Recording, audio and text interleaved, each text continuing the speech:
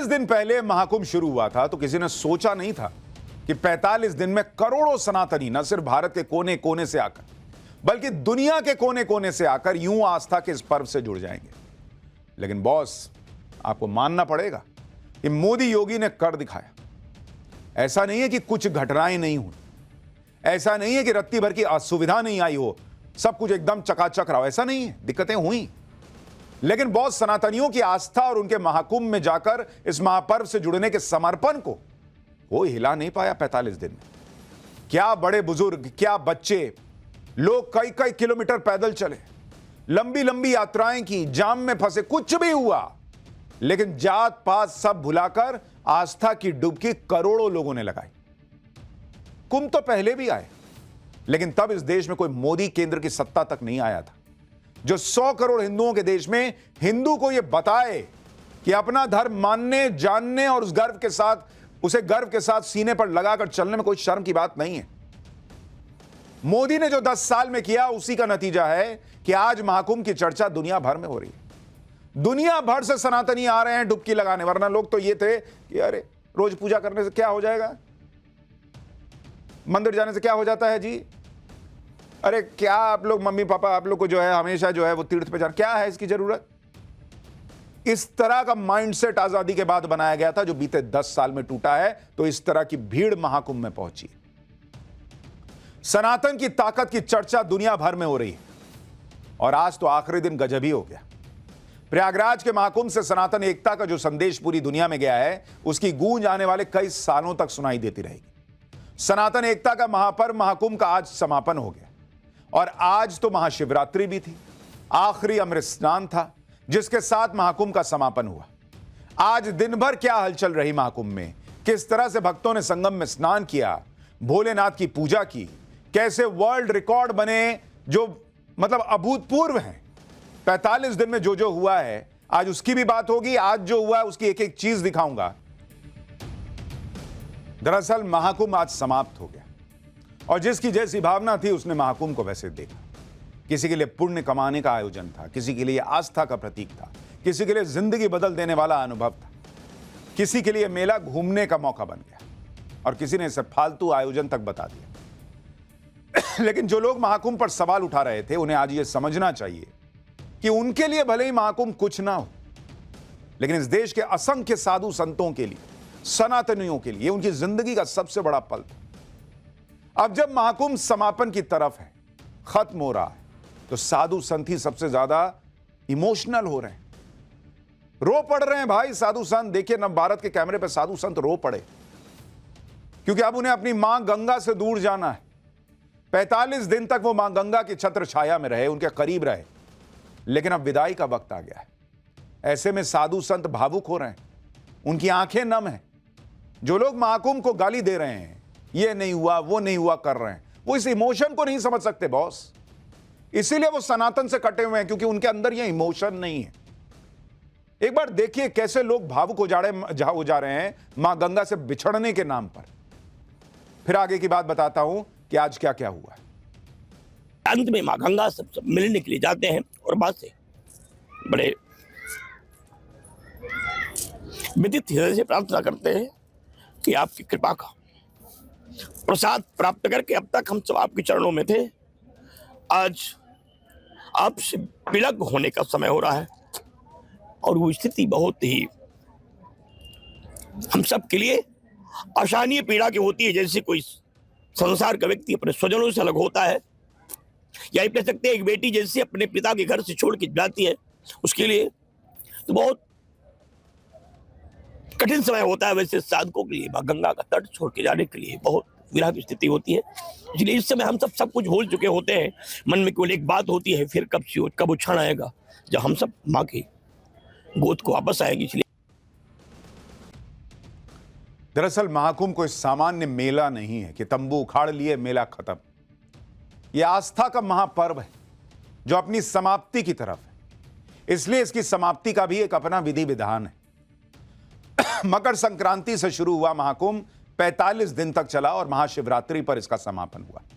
ये 45 दिन वो वक्त होते हैं जब साधु संत अपनी सिद्धियों के लिए अनुष्ठान करते हैं।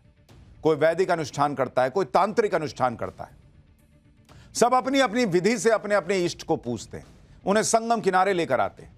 इस 45 दिन के समापन पर साधु संत विधि विधान से पूजा करते हैं, महादेव को पूजते हैं, मां भगवती की अर्चना करते हैं।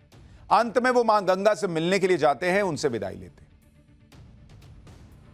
आप महाकुंभ की शक्ति को समझिए।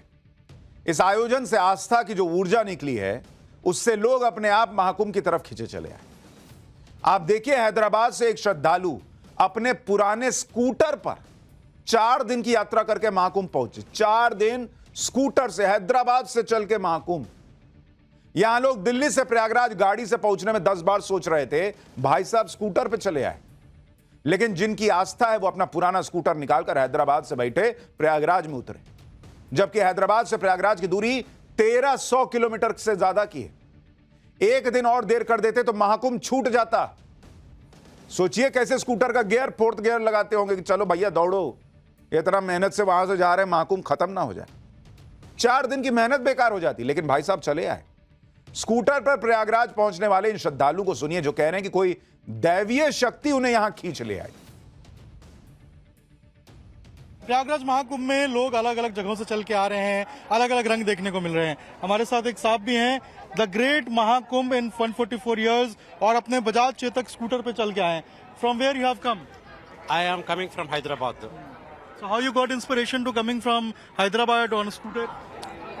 It's God's gift, God's inspiration. That's how He asked me to come. I came. This is once in 144 years. It doesn't mean that it is so easy to make the arrangements for 55 crores people. It is too difficult, but Yogi did it well. Hyderabad से आए इन श्रद्धालुओं को आपने गौर से सुना, वो English में बात कर रहे थे, माथे पर बड़ा सा टीका लगाया हुआ था।